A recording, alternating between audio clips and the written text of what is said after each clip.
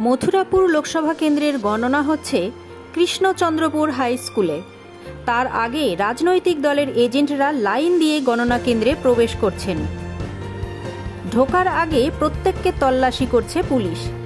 দেখুন গণনা কেন্দ্রে নিরাপত্তার কড়াকড়ির ছবি।